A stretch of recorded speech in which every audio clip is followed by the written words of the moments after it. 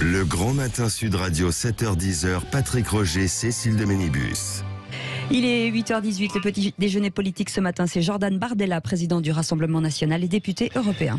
Bonjour Jordan Bardella. Bonjour. Y a-t-il des secousses au RN après des départs chez Zemmour, l'union des droites, la campagne, Emmanuel Macron sur le terrain, le pass vaccinal, autant de questions que nous allons aborder. Commençons d'abord par l'entrée en vigueur du pass vaccinal, en fait aujourd'hui. Est-ce qu'il est utile? Est-ce que vous y êtes favorable finalement? Absolument pas, il est inutile.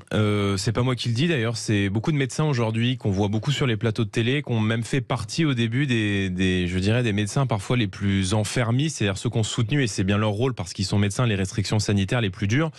On s'aperçoit que le pass est en réalité une mesure politique, une mesure électoraliste pour entretenir une forme de peur sur ces questions. Pourquoi? Moi, j'entendais le professeur Co m'expliquer que le pass vaccinal, ou pass sanitaire anciennement, n'a absolument aucun impact sur la situation de l'épidémie. À partir du moment où 90% des Français sont vaccinés, et où, je le rappelle, le vaccin qui protège des formes graves, et c'est déjà très bien, donc un bénéfice individuel important, mais n'empêche pas la circulation de l'épidémie. Alors le pass est une restriction de liberté qui n'a absolument aucun intérêt. Et encore une fois, c'est pas moi qui le dis. Si vous aviez été au pouvoir, il n'y aurait pas eu de pass vaccinal, pas de pass sanitaire non plus. Je veux dire, on n'a jamais eu autant de cas de Covid en France que depuis que nous avons, depuis l'été, ironie du sort, mis en place le pass sanitaire, le pass vaccinal qui crée une fausse sécurité, une fausse protection. Je vous rappelle que depuis 3 semaines, on a eu 12 millions de cas de Covid positifs en France. Sur ces 12 millions de cas positifs, il y a eu 200 admissions en réa, c'est-à-dire un taux infime. Donc on voit bien que Omicron n'est pas Delta. Donc il faut retirer l'ensemble de ces restrictions qui sont inutiles. Le port du masque en extérieur. Enfin, je veux dire, ça fait des mois qu'on explique, pas moi, l'Institut Pasteur, que le port du masque en extérieur ne sert à rien. Sauf s'il y a une foule compacte, très compacte, Enfin, d'accord, mais quand vous baladez dans la rue pour aller à la boulangerie, il n'y a pas de foule compacte, bien sûr. si ce n'est à l'intérieur de la boulangerie. Donc on voit que ces restrictions n'ont aucun intérêt. Moi, je ne veux pas que la présidentielle soit un référendum uniquement sur la crise sanitaire. Et nous, le reproche que nous faisons au gouvernement, c'est de continuer à fermer des lits à l'hôpital public. 5700 lits ont été fermés l'an dernier. Je vous rappelle qu'il y a 15 000 soignants qui ont été mis à pied, qu'on rappelle ensuite derrière. Donc tout ça est n'importe quoi, tout ça a été géré n'importe comment. Et on voit bien qu'on va devoir vivre durablement avec le Covid, qui ne va pas disparaître demain ou après-demain. Donc il faut apprendre à vivre avec, protéger les publics à risque. Et je dirais, on a la chance, entre guillemets, d'avoir une épidémie qui ne s'en prend qu'à une partie de la société de manière dure. On connaît les publics à risque. On sait que la médiane des décès, c'est 85 ans. On sait que 90% des admissions en réa sont des gens qui avaient plus de 65 ans. Donc on connaît aujourd'hui les publics à risque. Donc il faut évidemment les protéger, mais ne pas, appliquer des mesures à tout le monde. La vaccination des enfants, ça ne sert à rien. Et ça crée en tout cas les médecins aussi, le disent. Jordan Bardella, ça crée des tensions aussi dans la société. Il y a eu beaucoup d'agressions d'élus ces dernières semaines, pas uniquement liées à ça, mais tout de même, ce week-end encore avec celle de Romain Gros à Perpignan. Est-ce que vous condamnez ces débordements? Bien sûr que je les condamne. Vous savez, les agressions d'élus, l'ancien Rassemblement National, le Front National, en subit depuis 49 ans. Donc, vous voyez, en matière d'agression contre les mouvements politiques, la violence en politique et les agressions d'élus, on en sait quelque chose. Évidemment que ces violences sont condamnables et nous souhaitons, nous, évidemment, renforcer les sanctions violente, qui sont prises contre les agressions d'élus comme contre les agressions de policiers. Je vous rappelle qu'il y a 85 faits de violence qui, tous les jours, sont commis contre nos forces de l'ordre. Et cette violence, elle augmente parce que cette violence, elle est impunie. Donc, si nous arrivons à la tête de l'État, il n'y aura pas d'aménagement de peine au-dessus de 6 mois de prison prononcés, et nous ferons un tournant en matière pénale, parce que il faut bien dire que la politique pénale qui est menée par M. Dupond-Moretti ressemble beaucoup à celle de Christiane Taubira. Oui, alors au sujet en fait de la justice et puis de la police, il y a eu cette déclaration assez forte ce week-end de Gérald Darmanin. La personne la plus dangereuse pour le pays, c'est Marine Le Pen, jugeant que si elle arrivait au pouvoir, ce serait la discorde nationale, puis la guerre civile. Qu'est-ce que vous lui répondez? Monsieur Darmanin, il a beaucoup de culot, pardon.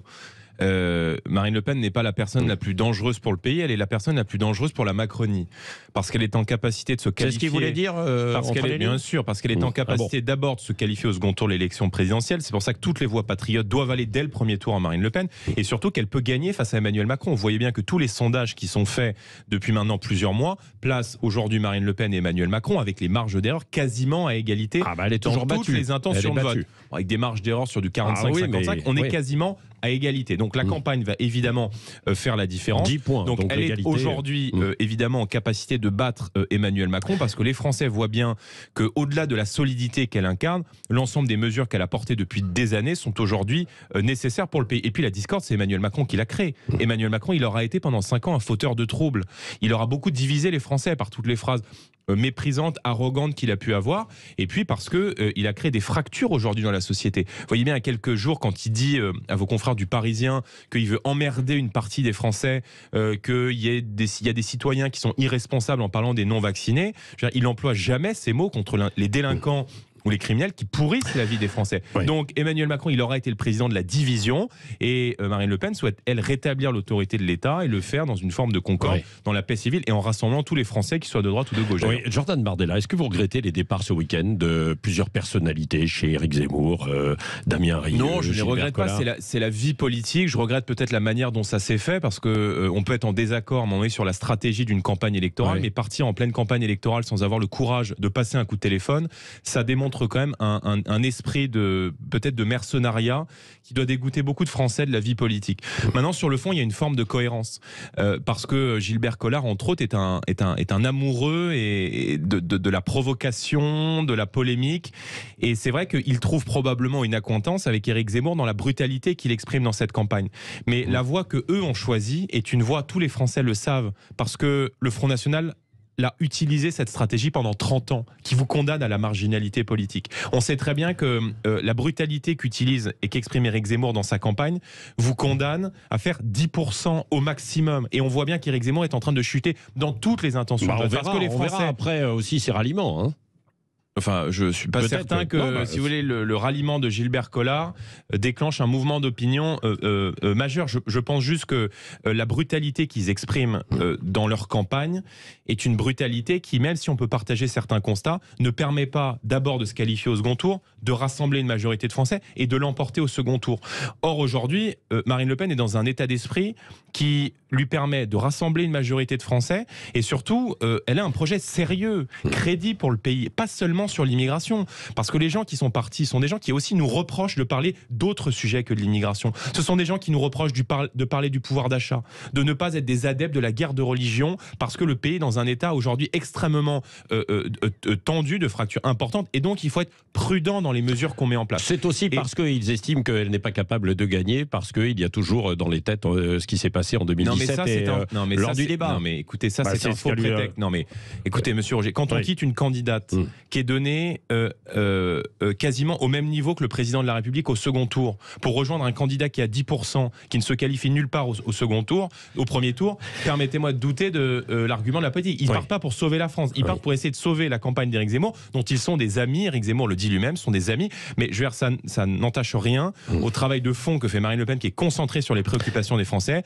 qui essaie de parler, alors effectivement c'est pas une machine à buzz, le pouvoir d'achat, mais qui essaie de parler, d'apporter des solutions à la crise du pouvoir d'achat, parce qu'il y a des millions de gens qui n'arrivent plus à boucler les fins de mois, et je vois que nous sommes aujourd'hui les seuls à proposer des choses concrètes, pour par exemple sur l'énergie, sur le carburant, l'essence, le fioul, le gaz, on l'a déjà baisser abordé, la TVA exactement de 20% à 5,5 pour baisser les taxes et rendre du pouvoir d'achat aux Français. Robert Ménard, c'est hyper important. Jordan Bardella, Robert Ménard supplie les deux, Éric Zemmour et Marine Le Pen, de s'entendre avant la présidentielle. Ce sont les intentions de vote qui devraient trancher, par exemple début mars? Je ne sais pas si ce sont les intentions de vote qui doivent trancher, mais ce que dit Robert Ménard, pardonnez-moi, est extrêmement intéressant. Robert Ménard, il dit: Éric Zemmour est un ami, mais j'apporte mon parrainage, mon soutien et ma voix à Marine Le Pen, parce que elle est aujourd'hui la plus rassembleuse, parce qu'elle n'est pas dans la division, parce qu'elle a aujourd'hui le profil, la capacité et la solidité pour passer le premier tour et pour rassembler une majorité de Français et espérer l'emporter face à Emmanuel Macron. Donc vous voyez, c'est très intéressant,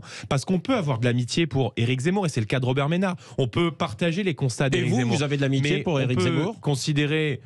moi, je n'ai pas de rapport amicaux avec non, mais vous en avez un peu de l'amitié ou pas? Mais moi, j'ai lu l'écrivain, j'ai écouté le polémiste qu'il a été. Mais la polémique, ça ne fait pas un projet présidentiel. Et si vous voulez, pour gagner une présidentielle, il faut rassembler. Mais vous pourriez il ne faut pas diviser. Jordan Bardella, vous pourriez vous entendre avec lui s'il se ralliait à Marine Le Pen? Moi, je pense qu'au second tour... Ou alors vous lui reprochez trop de brutalité, justement. Non, mais je peux lui faire des reproches à lui, mais ses électeurs sont des patriotes. ces électeurs sont des gens qui sont allés vers Éric Zemmour avec la promesse qu'Éric Zemmour pourrait rassembler plus largement que le Rassemblement national.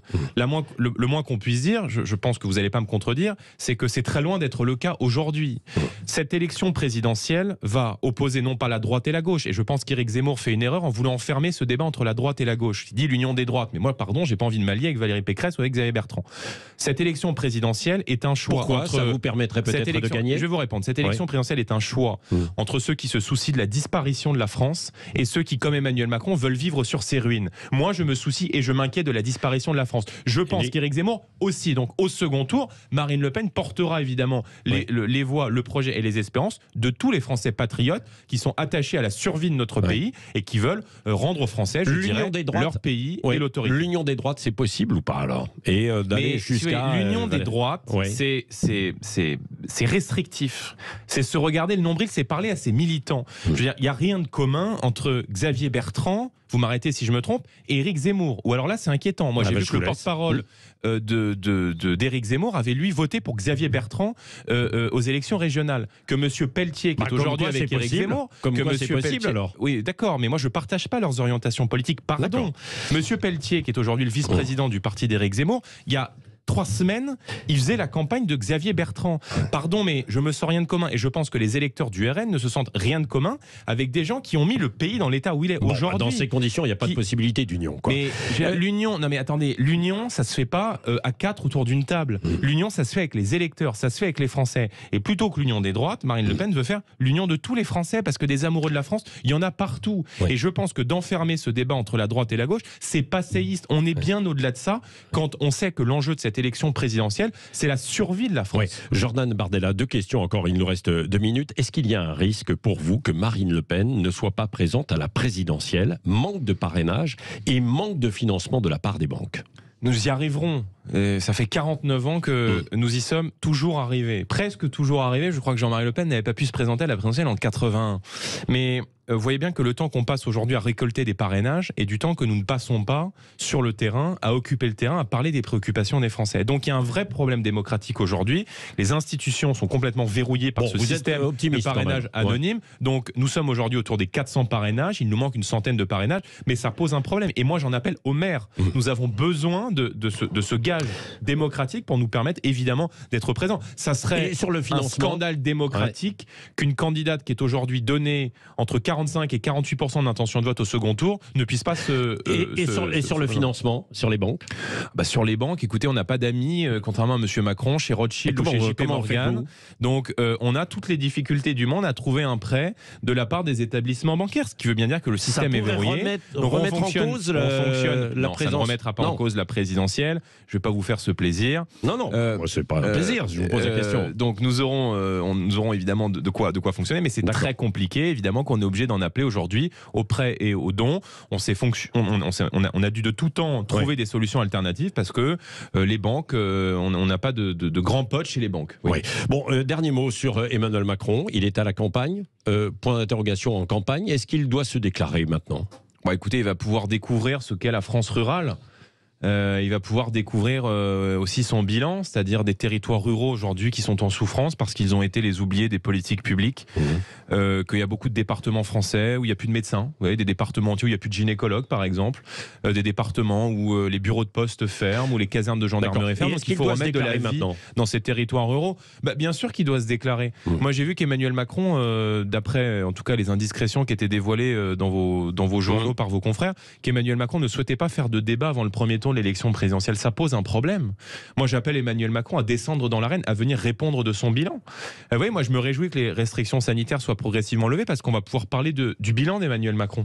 On va pouvoir parler du pouvoir d'achat qui a été sévèrement attaqué par ce gouvernement. On va pouvoir parler de son bilan sécuritaire et migratoire qui est catastrophique, qui ressemble à ce qu'a fait François Hollande en pire. Donc, moi, je l'invite à se déclarer et à venir débattre face à Marine Le Pen de son bilan et du projet que nous lui opposons. Merci Jordan Bardella, président du Rassemblement national, était l'invité de Sud Radio.